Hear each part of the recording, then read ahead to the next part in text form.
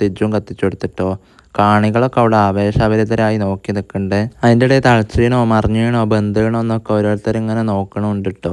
പണ്ടൊക്കെ അവിടെ പെരേൻ്റെ മുറ്റത്ത് തന്നെ മാവുമരം ഉണ്ടായി നമ്മൾ നിറച്ചൊക്കെ ഉണ്ടാക്കേണ്ടായിട്ടോ. ഇപ്പം പിന്നെ മാവ് ഇവിടെ ഇല്ലാത്തതുകൊണ്ട് മാങ്ങയും കിട്ടാനില്ലല്ലോ, അതുകൊണ്ട് നമ്മളധികം ഒന്നും ഉണ്ടാക്കില്ല കേട്ടോ. നിങ്ങളൊക്കെ ഉണ്ടാക്കേണ്ട ഉച്ചയ്ക്ക് ഏതായിട്ടും മാങ്ങ കിട്ടാണ്ടിരുന്നുണ്ടെങ്കിൽ നിങ്ങളൊക്കെ ഒന്ന് ഉണ്ടാക്കിയിട്ട് അഭിപ്രായം പറയട്ടോ, രസമുണ്ടോ ഇല്ലേ എന്നൊക്കെ ഉള്ളത്. പണ്ടൊക്കെ നല്ല മഴയും കാറ്റും ഒക്കെ അടിച്ചിരുന്ന സമയത്ത് നമ്മൾ കുടയും ചൂടിയായിട്ടൊക്കെ ഏതെങ്കിലും തൊടുവക്ക് പാഞ്ഞു പോയി കുറേ മാങ്ങച്ചേക്ക് പൊറുക്കിണ്ട് വരും. നിങ്ങൾ പിന്നെ അങ്ങോട്ട് വന്നിട്ട് ആ കച്ചയൊക്കെ പീങ്ങിയായിട്ട് തിന്നിട്ടോ. ഇച്ചയൊക്കെ പീങ്ങി തിന്നതിൻ്റെ ഒരു രസം വേറെ തന്നെ കേട്ടോ. അത് നല്ല മയത്ത് ഇങ്ങനെ തിന്നണം കേട്ടോ. നല്ല മഴ ഇടിയൊക്കെ ഉള്ള സമയത്ത് ഔത്തുത്തിരുന്നായിട്ട് ഇങ്ങനെ തിന്നുക, അവർ വേറെ രസം തന്നെ ആയി വരും കേട്ടോ. നമ്മളെ മാങ്ങമലൊക്കെ ഏകദേശം എല്ലാ സ്ഥലത്തും ശർക്കര പിടിച്ച് നല്ലോണം തളിച്ച് മറിഞ്ഞ് ബന്ധ് വരുന്നുണ്ട് കേട്ടോ. ബണ്ട് ഇറലൊക്കെ തൊടുത്തീനെ മാങ്ങ ഇങ്ങനെ ഒളിച്ചാട്ടിക്കണ ഇരി ആയനട്ടപ്പം. അങ്ങനെ ഞാൻ കയ്യിൽ ഇങ്ങോട്ട് എടുത്തായിട്ട് നോക്കിയിട്ട് ഓരോ മാങ്ങേൻ്റെ ഇങ്ങോട്ട് നോക്കിയാണ് നിങ്ങൾ എന്തോ ഒരു ചൊറുക്കുണ്ട് കാണാൻ വേണ്ടിയിട്ട് തന്നെ. നല്ല സ്വർണ്ണ കളർ മാങ്ങ കേട്ടോ. കാണുമ്പം തന്നെ തൊള്ളയെ വെള്ളം ഊറണം കേട്ടോ. അടിയിലുള്ളതൊക്കെ നല്ലോണം ബ്ലാംബ്ലിയായി ബന്ധമാണ് കേട്ടോ. ഏതായിട്ടും വേഗമൊക്കെ ആയി എന്ന് വെച്ച് തോന്നിയപ്പോൾ ഞാൻ പിന്നെ ആ മണ്ടത്തോണ്ട് മൂടി വെച്ചാട്ടും എല്ലാം കൈക്കലാണ്ടം കൂട്ടി പിടിച്ചാട്ട് ഔത്തുണ്ടോ വെച്ചിട്ടോ. ഇനി കുറച്ച് നേരം തിരിച്ചില്ലാതെ അടുപ്പത്ത് കിടന്നിട്ട് തണുത്ത് വരണം കേട്ടോ.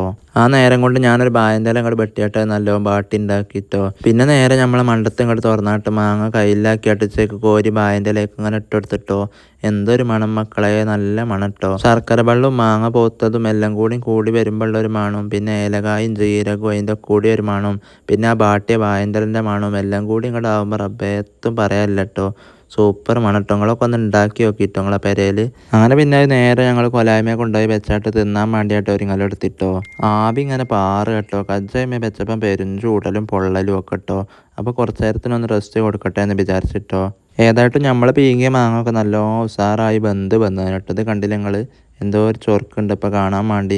അങ്ങനെ ഞങ്ങൾ ഓരോരുത്തരായിട്ട് ഇങ്ങനെ എടുത്ത് തിന്നാൻ വേണ്ടിയിട്ട് ഒരുങ്ങിട്ടോ. പക്ഷേ പെരും ചൂടിട്ടോ, കജ്ജ് പൊള്ളട്ടോ. അങ്ങനെ ആദ്യം തന്നെ മാങ്ങൻ്റെ തോലും ഇങ്ങോട്ട് പറിച്ചെടുത്തിട്ടേ വന്ന് തോലൊക്കെ വേമ്പേ ഇങ്ങോട്ട് ഇങ്ങോട്ട് പോരുട്ടോ. നമ്മൾ ഇച്ചേക്ക് നല്ലോണം തിളപ്പിച്ച് വേവിച്ചുകൊണ്ട് ഇങ്ങോട്ട് ആ ശർക്കര വെള്ളത്തിൽ ഇങ്ങോട്ട് മുക്കിയായിട്ട് തൊള്ളായിട്ട് ഇങ്ങനെ തിന്നുമ്പോൾ ഉള്ളൊരു രസം മക്കളെ സൂപ്പറാണ് കേട്ടോ. അപ്പോൾ ഇതാണെങ്കിൽ എല്ലാവർക്കും നല്ല ഇഷ്ടമായും ചെയ്തതിന് കേട്ടോ. നിങ്ങളെല്ലാവരും ആണെങ്കിൽ ഒന്ന് പെരയിൽ ഉണ്ടാക്കി നോക്കിയിട്ടോ. ഇതിനിപ്പോൾ അതിനാത്രം വലിയ ചിലവൊന്നുമില്ല കേട്ടോ.